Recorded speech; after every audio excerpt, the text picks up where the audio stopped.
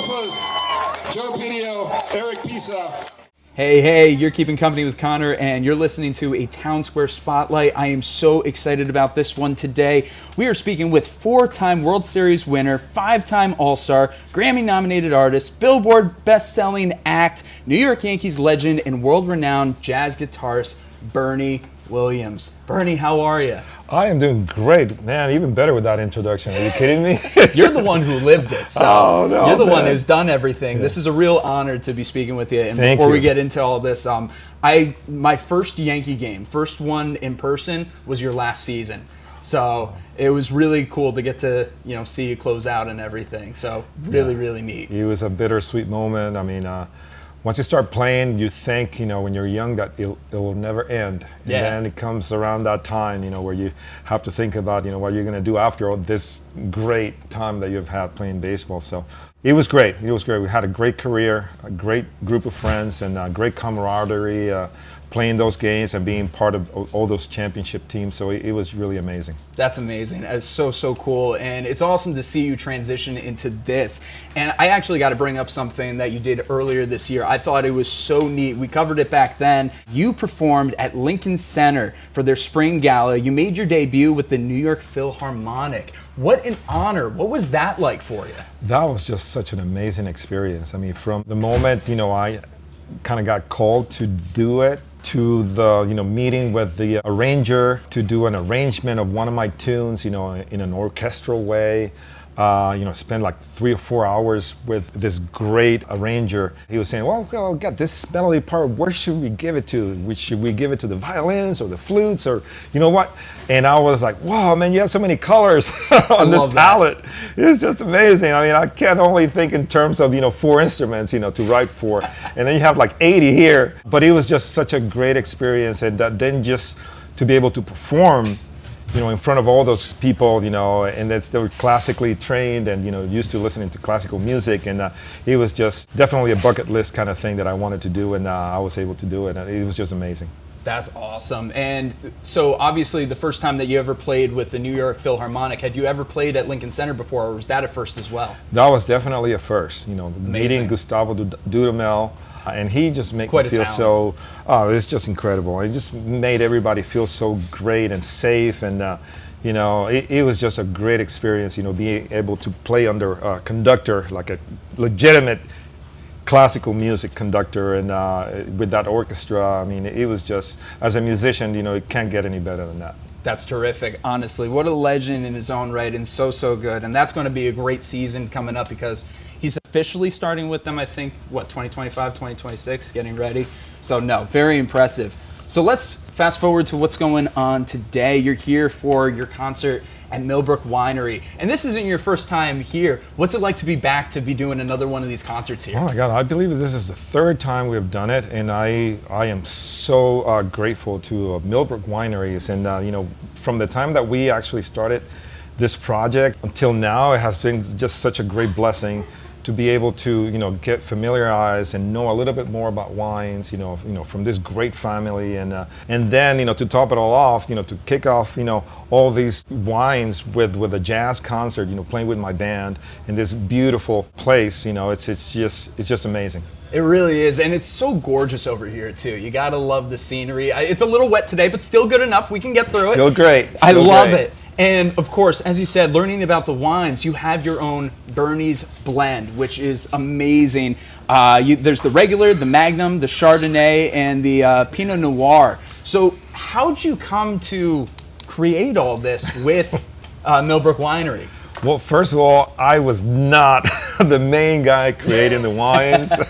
We gotta give God props for the grapes and the fruit, and then this great group of winemakers here at Millbrook Wineries. They just, are some of the best that I've ever seen. and just so generous with their time, trying to get me to learn the different things that we need to learn about, the nuance of, the different varietals, what goes with what, as far as the blend, we're going to blend it. Is it Cabernet Sauvignon? Is it Merlot? Is it Cabernet Franc? The rates and all of that. It was very fascinating, very interesting, and I'm a wine fan now. I mean, not that I'm an expert, but I'm definitely a wine drinker right now. Yeah, I mean, it has been really, really good, a really great experience to be able to do this. That's terrific. And of course, for those listening who weren't able to make the show, you can still check out these wines online. You can get them on the Millbrook Winery website, and they're so, so good. I got a taste of the regular one, and it was really, really good. I'm excited to try some more of it.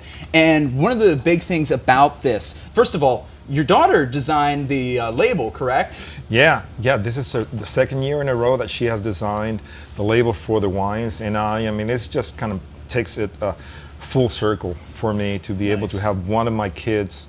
I think her sister Bianca was the one designing the actual portrait, where she took a picture, and then from that picture she made the portrait in oil painting. Amazing. Very detailed. We had to wanted to incorporate everything that is happening in my life right now, as far as music and obviously the baseball, notes with the baseballs and the glove, and then of course the grapes, because we're talking about wine. Absolutely. So I think it was a great sort of design. She did just such a great job painting it, and I'm so proud of her. It's gorgeous. It's really terrific. And then I want to talk about the philanthropic side to all of this.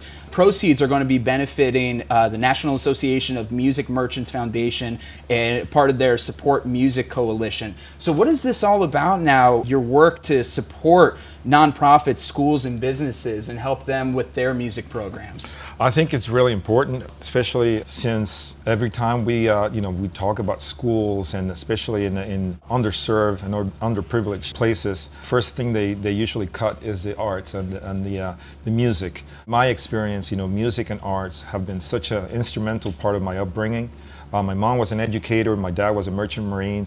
They really put a lot of emphasis in the academics. As a matter of fact, my mom didn't even know that I could make a career out of playing baseball or playing music. In her mind, I was going to be the next Dr. Williams or the next, lawyer or whatever. But the fact that they introduced me and my brother to arts, music, and sports at a very young age to try to be as well-rounded as we could be, it really made an impact in my life as a young person. And I think that I am here today, and with the career that I've had in baseball and everything that I've been able to do afterwards, I think music has always been a really, really important part of my life. Trying to figure out things, growing up, rhythm, technique, attention to detail, the commitment to do 100%, all of that stuff was, I was first exposed to it by learning a musical instrument. Amazing. So I don't want any kid, to lose out on that opportunity. So that's why it's very imperative in my schedule and everything that I do to try to be an advocate for arts and education, especially in school for our young children. Terrific. And I'm a musician in my own right as well. I went to music school, so I feel you on that. I feel exactly where you're coming from. I love it, and I love when you're able to support using the arts like that to help out a bunch of schools. I know you're busy, but I do want to wrap up with this one thing. You mentioned your family, you mentioned your dad. Want to talk tune into lung health. That's a big thing for you. You were inspired by your dad. Your dad, of course, helped teach you guitar, taught you baseball, and now it's just important that you're continuing this legacy now. So can you tell us a little bit about Tune Into Lung Health? Yeah, Tune Into Lung Health is the latest reiteration of this campaign, sort of sponsored by Boehringer Ingelheim, which is a pharmaceutical company that I've been working with, for the last 7-8 years. Just bringing awareness about the disease that took my dad's life away, idiopathic pulmonary fibrosis. It's part of an umbrella of diseases that are better known as interstitial lung diseases. And they're still under the category of rare diseases. So I think our job, and my job, all these years have been to try to get as many people as I know and as I can reach to understand and to be aware of these diseases, because there are obviously very short levels of separation between you and maybe a loved one or a family member that may be suffering from these symptoms, and they may not be able to recognize that they have one of these diseases. So I think, it has been very important for me to be an advocate for this as well.